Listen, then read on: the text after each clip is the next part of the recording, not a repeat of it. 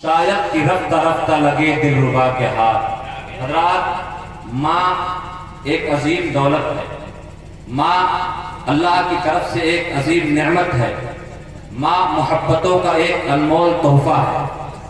मैं बगैर किसी तमहीद के अपने मौजू की तरफ आता हूँ। एक बहुत बड़े मुफक्किर ने अपने एहसासात व जज्बात को अल्लाह ताला और फरिश्तों के दरमियान की बात को सफ़ेद किरतास पर लिखने की कोशिश की है।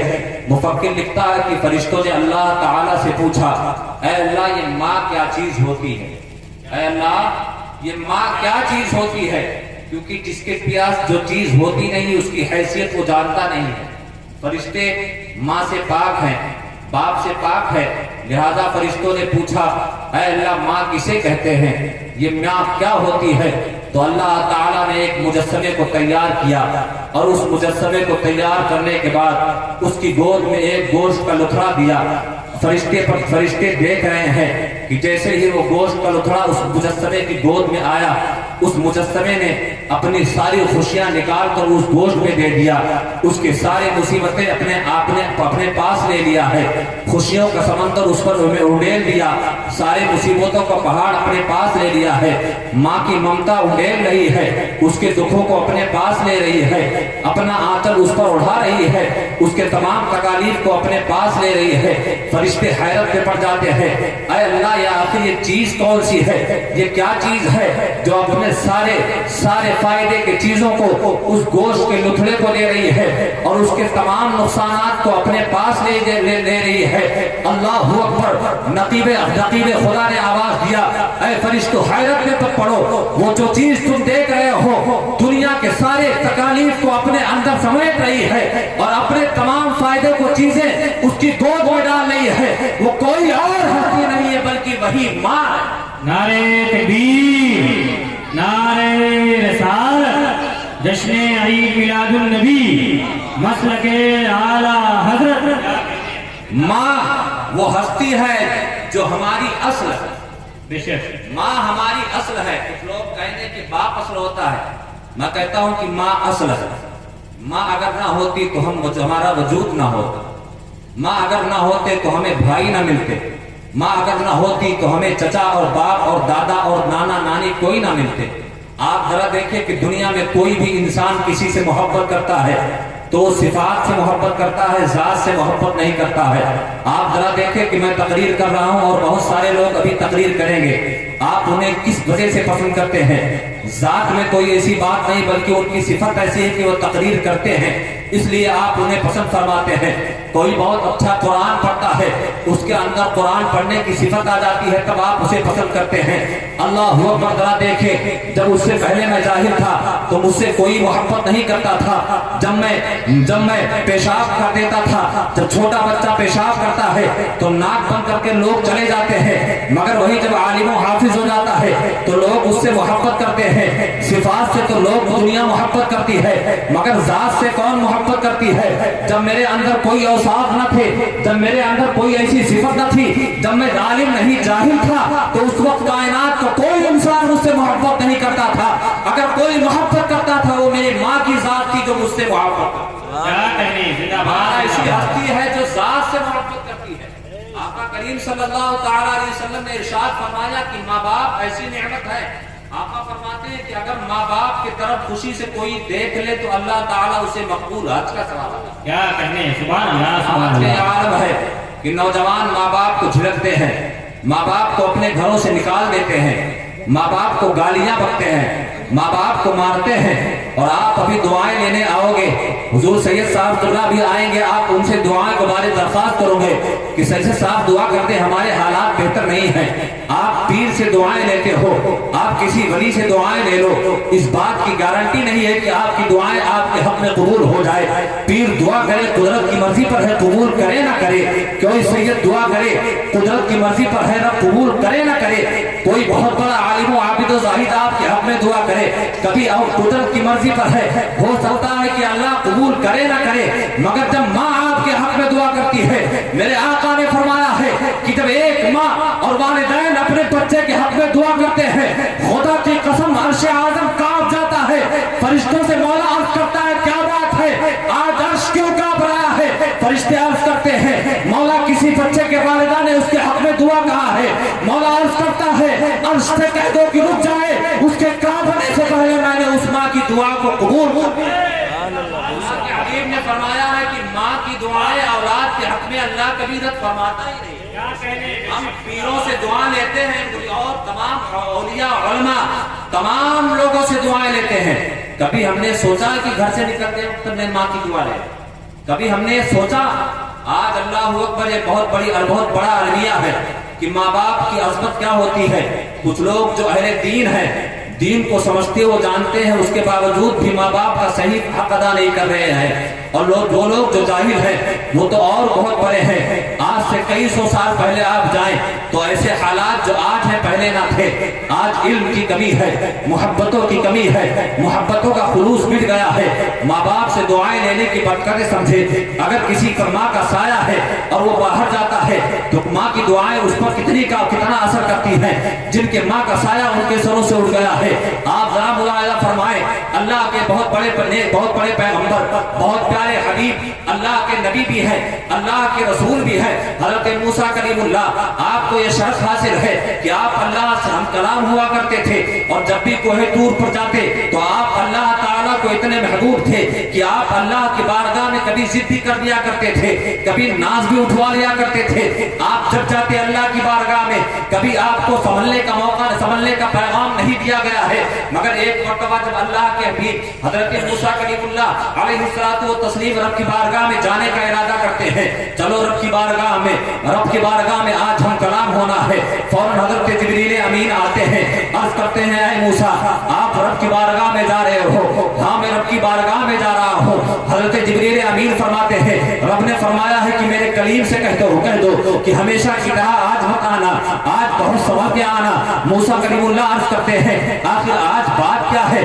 اے مولا اس سے پہلے ہزاروں دفعہ میں تیری بارگاہ میں آیا مگر مجھے کبھی تنبیہ نہیں کیا گیا، مجھے کبھی خبردار نہیں کیا گیا، آج بات کیا ہے کہ مجھے بتایا جا رہا ہے؟ اے موسیٰ اگر میری بارگاہ میں آنا تو سمجھ کر آنا، آج تمہارے ناز نہیں اٹھائے جائیں گے، آج تمہاری ضد نہیں دیکھی جائے گی۔ بات کیا ہے؟ اللہ تعالیٰ اپنے کرم سے اپنے شان کریمی و رحیمی کے مطابق موسیٰ کلیم اللہ سے عرض کرتا ہے اے موسیٰ تمہیں معلوم ہے جب اس سے پہلے تم آتے تھے تو تمہارے گھر پر بیٹھی تمہاری بوڑھی ماں تمہارے حق میں دعائیں کیا کرتی تھی، اے اللہ میرا بیٹا تیری بارگاہ میں جا رہا ہے، تھوڑا سخت دل کا ہے، اے مولا اگر میرا بیٹا تیری بارگاہ میں کوئی ایسی بات کہہ دے، اے مولا میرے بیٹے کو معاف کر دینا۔ اے موسیٰ آج جب تم اپنے گھر سے نکلے تو اس بوڑھی ماں کا سایہ تمہارے سر سے اٹھ چکا تھا، اس لیے میں نے تمہیں آگاہ کر دیا تھا۔ اے موسیٰ جب تم پہلے آتے تھے تو تمہاری ماں کی دعاؤں کا سہارا ہوتا تھا، اور آج تمہاری ماں کی دعاؤں کا سہارا ہے۔ حضرت موسیٰ کلیم اللہ جیسے پیغمبر اللہ کے حبیب ہیں، اللہ کے نبی اور رسول ہیں، جب وہ اللہ کی بارگاہ میں جائے تو انہیں تنبیہ کر دیا گیا کہ تمہاری ماں نہیں ہے، اس سے پہلے تم دعائیں لے کر آتے تھے، آج سنبھل کر آنا۔ آپ ذرا سوچیں کہ ہماری اور آپ کی حیثیت کیا ہوگی، ہم اللہ تعالیٰ کو کیا منہ دکھائیں گے جو والدین کو ستاتے ہیں۔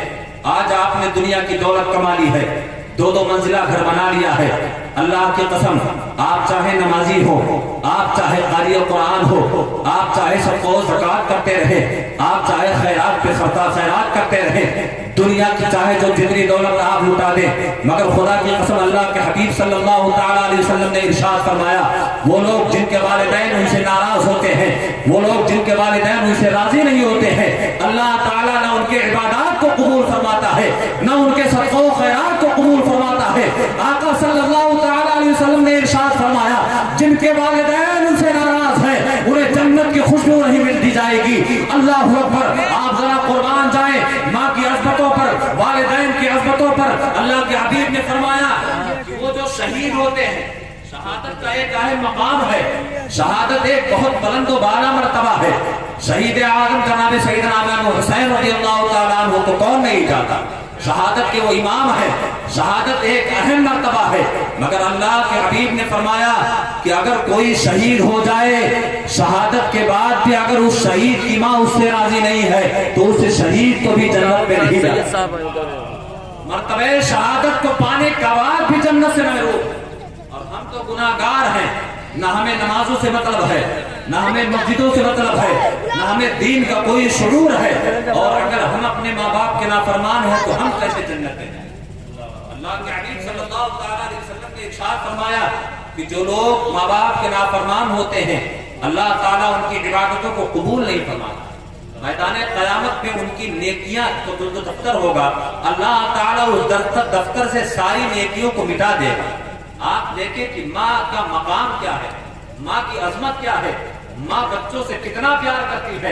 आपका दोस्त भी आपसे प्यार करता है, आपके अजीज़ो अकारिब भी आपसे प्यार करते हैं, मगर दोस्त किसी न किसी मकसद के तहत प्यार करता है, भाई किसी न किसी मकसद के तहत प्यार करता है, आपके अजीज़ो अकारिब किसी न किसी मकसद के तहत प्यार करते हैं। मगर माँ ऐसी मोहब्बत वाली है, माँ का प्यार खालिस होता है, माँ को न किसी का लालच है, न किसी दो नारे तकबीर, नारे रिसालत और माए अहले सुन्नत।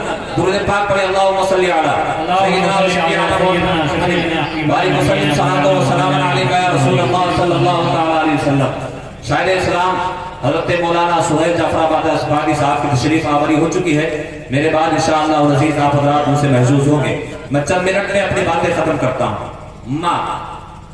माँ को अल्लाह ने वो मकाम व मर्तबा अता फरमाया है कि जो लोग अल्लाह के हबीब की नाफरमानी करते हैं और खुद अल्लाह की नाफरमानी करते हैं, अल्लाह ने फरमाया कि जो मेरी नाफरमानी करता है और माँ बाप का फरमा बरदार होता है मैं उसका नाम नाफरमानों में नहीं लिखता। और जो मेरी फरमा बरदारी करता है, नेकियों पर नेकियां करता है, नमाजों की पाबंदी करता है, सजदों पर सजदे करता है, अगर माँ बाप का नाफरमान है तो वो उसका नाम नाफरमानों में लिख देता। आप देखें कि इबादतें काम नहीं आती हैं अगर माँ बाप राजी ना हो, रियाजतें काम नहीं आएगी अगर माँ बाप राजी ना हो। माँ की मोहब्बत को आपको अंदाजा क्या है? आज लोग जब शादियां हो जाती है तो जब आप बाजार से आते हैं तो कोई चीज और सामान लेकर आते हैं तो सीधा औरत के पास लेकर जाते हैं, उसी माँ से छुपाते हैं। जो माँ जब आप छोटे थे तो सारे घर वालों से छुपाकर वो चीजें आपके लिए रखा करती थी, मगर आज औलाद बड़ी हो गई है, जवान हो गई है, आज जब आप चीजें लाते हो तो उसी माँ से छुपाकर औरत के पास लेके जाते हो। अल्लाहु अकबर। अगर आप माँ बाप की नाफरमानी करते हो तो आप लोग ईमान पर मरने की दुआएं करते हो। हर कोई ये चाहता है कि जब तक दुनिया में रहूं कामयाब रहूं, जब दुनिया से जाऊं तो ईमान पर खात्मा हो जाए। आइए मैं आपको बात बताऊं कि माँ बाप की अजमत क्या है, माँ की मोहब्बत क्या है। अगर आपने अपनी माँ को अपनी बीबी फौकियत दी है तो आपको उसका क्या बदला मिलने वाला है। आइए मैं आपको बताऊं, एक सहाबी रसूल है जिनका नाम हजरत अलकमा है। वो सहाबी रसूल ऐसे सहाबी हैं जो तमाम सहाबे कराम में सबसे ज्यादा सदका किया करते थे, सबसे ज्यादा खैरात किया करते थे, कसरत के साथ इबादत किया करते थे। मगर जब उनकी जाकनी का वक्त आता है तो अल्लाह के हबीब सल्लल्लाहु तआला अलैहि वसल्लम ने हजरत बिलाल, हजरत सुहैब और हजरत सलमान को भेजा कि जाओ फलां की जाकनी का वक्त है, जाओ उसे कलमा की तलकीन करो। तमाम सहाबे किराम जाते हैं और करते हैं पढ़ो कलमा तैयबा ला इलाहा इल्लल्लाह मुहम्मदुर रसूलुल्लाह सल्लल्लाहु तआला अलैहि वसल्लम सहाबी रसूल है। कायनात में नबियाए किराम के साथ सबसे मखलूक अगर कोई सबसे अफजल कोई मखलूक है तो सहाबे किराम की जात है, सहाबी रसूल है। हमारे और आपकी तरह गुनाहगार नहीं है, मगर जरा देखें कि जब आपको कलमा पढ़ाया जाने लगा तो आपकी जबान से कलमे तैयबा जारी नहीं हो रहा है।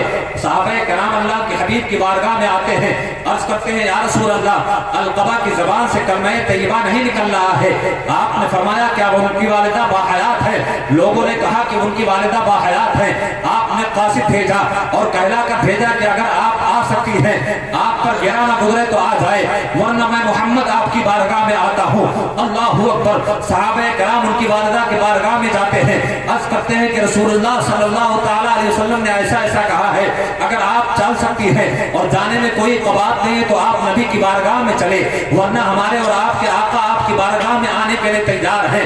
साहबी रसूल की वालिदा थी, उस दौर की मोमिना थी, आका की मोहब्बत उनके दिल में बैठी हुई थी। उन्होंने फरमाया वो आका की जात वो जात है कि उन्हें कोई अपने यहाँ बुलाता नहीं है, बल्कि आका की बारगाह में लोग जाया करते हैं। मैं आज नबी की बारगाह में जाऊंगी, आप अपनी लकड़ी को संभालती हैं, नबी की बारगाह में पहुंचती हैं।